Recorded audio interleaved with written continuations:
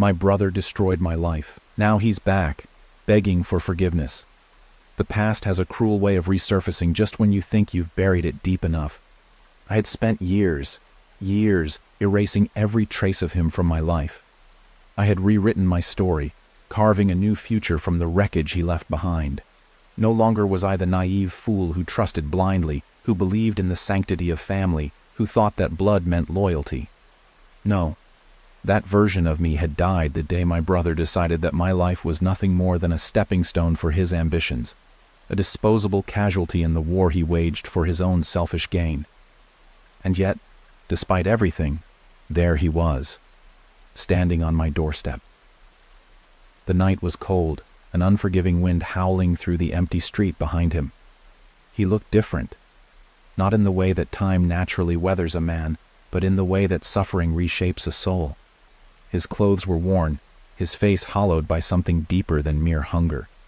His once confident stance was now a pitiful slouch, his hands twitching slightly at his sides as if he expected me to slam the door in his face, which honestly wasn't far from what I wanted to do. "Ethan," he said, voice hoarse, uncertain, nothing like the arrogant, silver-tongued manipulator I once knew. "Please, can we talk?" I stared at him, at the brother I had once idolized, the same brother who had burned my life to the ground and watched me choke on the smoke. And just like that, every memory I had tried so hard to forget came crashing down. I used to believe that family was unbreakable. I thought no matter what happened, no matter the fights or the differences, we would always stand by each other. That belief was shattered the moment I realized Damien, my own brother, had been the architect of my downfall. It hadn't happened all at once. No, Damien was far too skilled at destruction to be so obvious. He worked in shadows, in whispers, in small, insidious betrayals that piled up until, one day I looked around and realized I had nothing left. It started with my career. I had worked tirelessly to build a future for myself, climbing the ladder through sheer determination and skill. But Damien, jealous, selfish, reckless, saw my success not as something to be proud of, but as a threat. At first, it was minor sabotage. He accidentally forwarded my private work emails to the wrong people, twisted my words in conversations, planted doubts in the minds of my colleagues. Then, it escalated. He stole my ideas, passed them off as his own, and when that wasn't enough, he spun a web of lies so intricate that by the time I realized what was happening, it was too late. One accusation, just one, was enough to ruin me. Damien had fabricated evidence, whispered the right things to the right people, and suddenly, I was out, fired, blacklisted in my industry. The people I had trusted turned their backs on me, convinced that I was the fraud, the problem. But Damien? He thrived. He stepped over the wreckage of my career and used it as a foundation for his own success. And when I confronted him, when I begged him to tell me why, he had simply smiled, that same infuriating smirk he had worn since we were children. "It's not personal, Ethan," he had said, shrugging. "It's just business." Business. That was the moment I realized he had never been my brother. He had been my rival, my enemy, a parasite feeding off everything I worked for until there was nothing left. I had lost everything, my job, my reputation, even my family, because, of course, Damien had ensured they took his side. He was always the charming one, the golden child who could do no wrong. So when he painted me as the bitter, jealous failure who had simply lost his way, they believed him. They chose him. And I was left alone. But I survived. Through grit and sheer force of will, I clawed my way back from the abyss he had thrown me into. It wasn't easy. I had to start from nothing, rebuilding my career under a different name, in a different place. I learned not to trust so easily, not to let sentimentality cloud my judgment. The man standing in front of Damien now was not the same man he had once betrayed. And judging by the way he was shifting on his feet, he knew it too. "Please, Ethan," he said again, his voice raw. "I know I don't deserve it, but I need your help." I let out a slow breath, studying him. There was a time when I would have let emotion dictate my actions, when the mere sight of him, broken, desperate, would have been enough to make me soften. But that time had passed. "Help?" I echoed, my tone neutral. "After everything you did to me, you have the audacity to ask for help?" He swallowed hard, shame flickering across his face. I know. I know what I did was unforgivable. But I swear, Ethan, I've changed. I lost everything. The company, the money, even Mom and Dad. They don't talk to me anymore. I raised an eyebrow at that. Oh? They finally see you for what you are? I mused. Took them long enough. His jaw tightened. I deserve that. I let the silence stretch between us, my gaze unwavering. Why are you really here, Damien? I asked finally, my voice cold. He hesitated. And in that hesitation, I saw the truth. He wasn't here because he regretted what he had done. He wasn't here because he missed me. He was here because he had run out of options. He was here because the same people he had chosen over me had discarded him the moment he was no longer useful. And now, I was his last resort. Something dark curled in my chest, something dangerously close to satisfaction. I should turn you away, I said, stepping closer. I should make you feel the same kind of helplessness you left me in. I should let you rot. He flinched, his breath unsteady. But I won't. Hope flickered in his eyes. Not yet, anyway, I continued smoothly. Because I want to see just how desperate you really are. I want to see what you're willing to do to fix what you broke. His face paled slightly, but he nodded. Anything, he said hoarsely. I'll do anything. I smiled, slow and deliberate. Good, I murmured. Then let's see just how much of that regret is real. Because this time the power was mine, and I wasn't going to waste it. Desperation has a scent. It lingers in the air like rotting fruit, clings to the skin like cold sweat, and seeps into a man's voice, no matter how well he tries to disguise it. And right now my brother, once untouchable, once the golden child who had everything handed to him, reeked of it. I watched him from across the table, taking in the subtle tremor in his hands, the way his fingers curled around the edge of his worn-out sleeves like he was trying to hold himself together. It was almost pathetic. Almost. But not quite. Because no matter how broken Damien looked, I knew better. A snake that sheds its skin is still a snake. Anything, he had said, voice raw as if the words had been scraped from the bottom of his throat. I leaned back in my chair, exhaling slowly, letting his desperation hang between us. Anything, I repeated, as if tasting the word.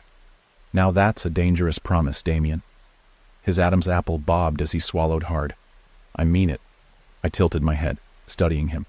Once, he had been untouchable, a master manipulator who knew exactly how to spin a situation in his favor. He had lied, cheated, and charmed his way through life, leaving a trail of ruined people in his wake. I had been one of them. The first, but not the last. Now he sat before me, stripped of his arrogance, looking more like a ghost of himself than the man who had destroyed me. So tell me, I said finally, my voice calm. How exactly did you manage to lose everything? He hesitated. I could see the battle happening behind his eyes, whether to lie or to tell the truth. Lying had always been second nature to him, effortless, instinctual. But he had no leverage now. No army of enablers to back him up. No cushy safety net waiting to catch him. So, Damien Montgomery told the truth. Or at least, a version of it. I got too greedy, he admitted, his fingers tightening into fists. Thought I was untouchable. I took risks I shouldn't have. Made deals with the wrong people. And by wrong people, you mean? I prompted, arching a brow. He exhaled sharply, looking away. Investors. The kind that don't like losing money. Ah, so that was it. Damien hadn't just burned bridges. He had set entire empires on fire. And this time, he hadn't been fast enough to outrun the flames. How much do you owe? I asked bluntly. He flinched. More than I can pay back. I leaned forward, resting my elbows on the table. Specifics, Damien. I'm not in the mood for guessing games. His jaw clenched. 2 million. I let out a low whistle. Damn. I wasn't surprised he had racked up that kind of debt. Damien had always lived fast, spending recklessly, gambling on high-stakes deals that made him look like a genius until they crumbled. But what did surprise me was that he had nowhere left to turn. And our parents? I asked, watching his reaction closely. They finally cut you off, huh? His face darkened, something bitter flickering behind his eyes. They chose their image over me. The moment my name started getting dragged through the mud, they pretended I didn't exist. I should have felt some kind of twisted satisfaction at that, but I didn't, because I knew exactly how that felt. So let me get this straight, I said slowly, resting my chin on my hand. You ruined my life, stole my future, left me with nothing, and now that you're the one drowning, you've come to me for help. He had the decency to look ashamed. I know how it sounds. Do you? I cut him off, my voice sharp. Because from where I'm sitting, it sounds a hell of a lot like karma finally caught up with you. He let out a slow breath, running a hand through his disheveled hair. I deserve that. I didn't respond, because the truth was, Damien didn't just deserve it. He hadn't even begun to suffer enough. So what do you want from me, exactly? I asked, feigning curiosity. He hesitated. Alone, I snorted. Alone? Yes. His voice was steady, but there was something in his expression, something fragile. He knew how ridiculous this was. Let me get this straight, I mused, tapping my fingers against the table. You want me to hand over a few $1 million to the same man who left me with nothing? The same man who framed me for things I didn't do? Who made sure I lost everything while he climbed higher? I have no one else to turn to, he admitted, his voice raw. I know I don't deserve it, Ethan. But if I don't pay them back... He cut himself off, and there it was. They're threatening you, aren't they? I said smoothly, watching the way his body stiffened. And let me guess, these aren't the kind of people who take IOUs. He didn't answer, but he didn't have to. Damien, I sighed, shaking my head. For someone who used to think he was the smartest man in the room, you really are a dumbass. Ethan, no. I held up a hand, cutting him off. You don't get to call me that. Not anymore. A flicker of something, pain, regret, maybe even shame, crossed his face. But I didn't let it sway me.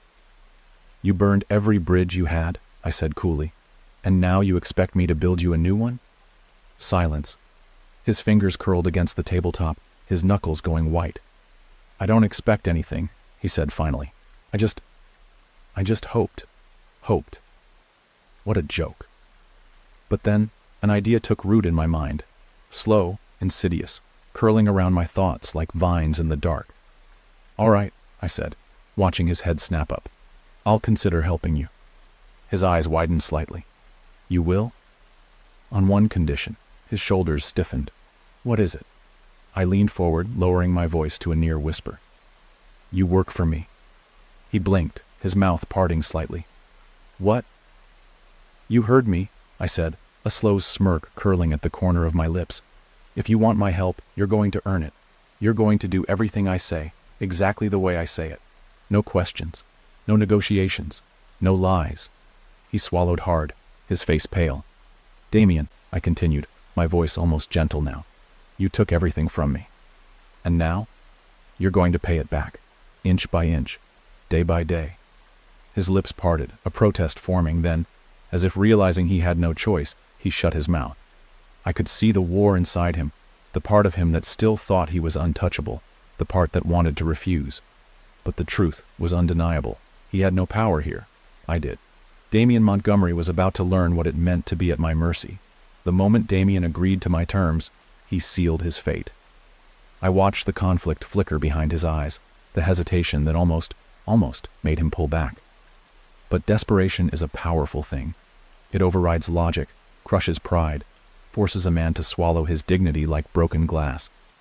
And Damien, the same brother who once stood above me, who used to smirk as he twisted the knife deeper into my back, now sat across from me, shackled by his own choices. Fine, he said, his voice hoarse, barely more than a whisper. I'm sorry, what was that? I asked, leaning forward with a smirk.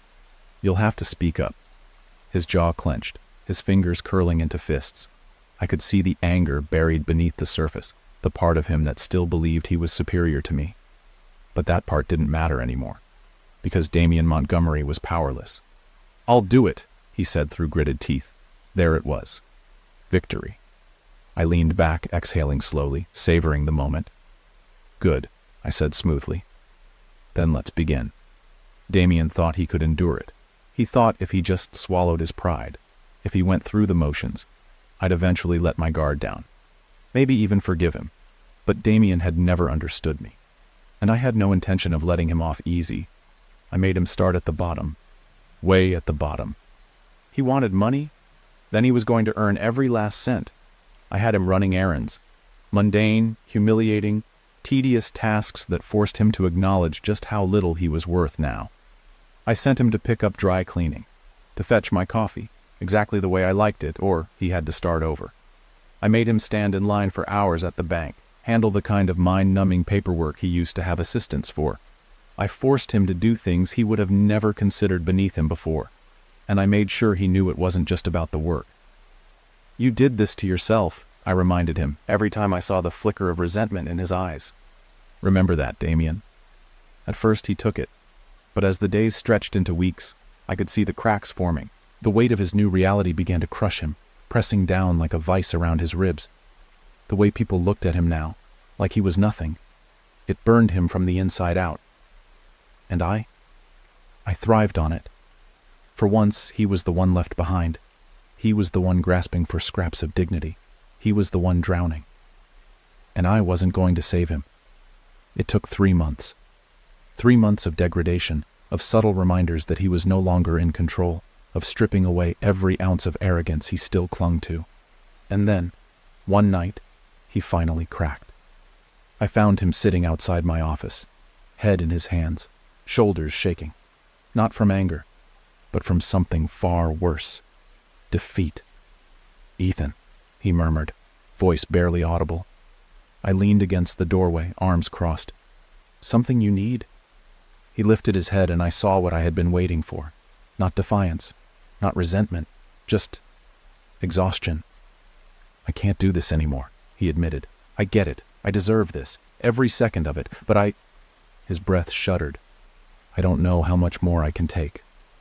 I studied him for a long moment. This was what I had wanted, wasn't it? To break him down, to make him feel every ounce of what he had done to me. To leave him in the ruins of his own making, just like he had left me. But now that he was sitting there, shattered and empty, I felt nothing. No joy, no satisfaction. Just the cold realization that this wasn't enough, because no matter how much he suffered, no matter how many hours he spent paying back his debt, it would never erase the years of destruction he had left in his wake. "You can't do this anymore?" I repeated, my voice eerily calm. "Then leave." His head snapped up, eyes widening. "What?" "Leave," I said simply. "You're free, Damien. You don't owe me anything anymore." He blinked rapidly, his breath unsteady. "Just like that?" "Just like that." He swallowed hard. "What's the catch?" "There isn't one," I said, shaking my head. "I just realized you'll never suffer enough to make up for what you did. So why keep playing the game?" His mouth opened slightly, but no words came out. He looked lost. Damien had nowhere to go. "So," I said, stepping aside, "are you going to take the out, or not?" For a long time, he didn't move. He just sat there, staring at the floor like a man who had been given a second chance and had no idea what to do with it. Then, slowly, he stood. He met my gaze, his eyes raw with something I couldn't quite place. "I'm sorry," he said, barely more than a whisper. I didn't respond, because in the end, it didn't matter. He walked past me, his footsteps heavy, the weight of his choices pressing down on him like chains. I didn't watch him leave. I just turned away.